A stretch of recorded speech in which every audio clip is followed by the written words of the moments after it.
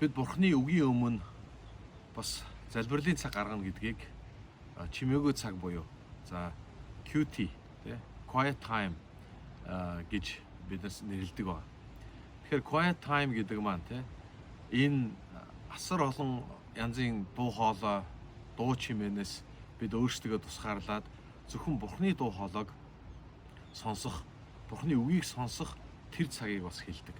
Тэгэхээр QT гэдэг энэ цагийг бас бид нэр question time буюу тий асуултын цаг.